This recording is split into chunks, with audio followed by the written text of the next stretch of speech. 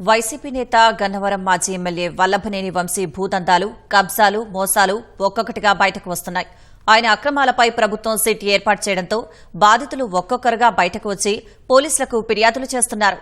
Gannavaram, Atkur, Veeravalli police స్టేషన్ల పరిధిలో 3 కేసులు నమోదయ్యాయి. మరో 2 ఫిర్యాదులు అందాయి.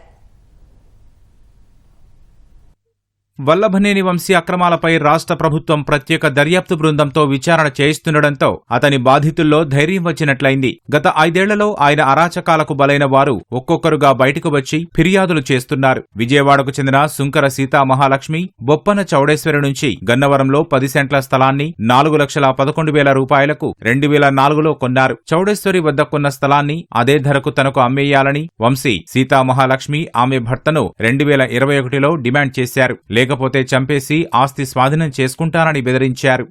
కృష్ణా జిల్లా మల్లపల్లిలో పారిశ్రామిక వాడ ఏర్పాటు కోసం 2016లో ప్రభుత్వం భూసేకరణ జరిపి రైతులకు ఎకరాకు 7.5 లక్షల రూపాయల చొప్పున పరిహారం చెల్లించింది. వంశీ అతని అనుచరులు 128 మంది రైతులకు పరిహారం అందకుండా మోసగించారు. తేలప్రోలుకు చెందిన శనగల శ్రీధర్ రెడ్డి, షేక్ ఖతీజా బేగంకు 89 లక్షల రూపాయలు అప్పు ఇచ్చారు. ఆమె తనకున్న 9.18 ఎకరాల పొలాన్ని శ్రీధర్ రెడ్డికి విక్రయించి అప్పు సెటిల్ చేసుకుని మిగతా సొమ్ము తీసుకునేలా ఒప్పందం కుదుర్చుకున్నారు. వంశీ అనుచరుడు భీమవరపు యతేంద్ర రామకృష్ణ రిజిస్ట్రేషన్ చేయిస్తానంటూ శ్రీధర్ రెడ్డిని నమ్మించి ఆ భూమిని కబ్జా చేశారు. ఈ ఘటనలపై బాధితులు ఇచ్చిన ఫిర్యాదుల మేరకు పోలీసులు వంశీపై కేసులు నమోదు చేశారు.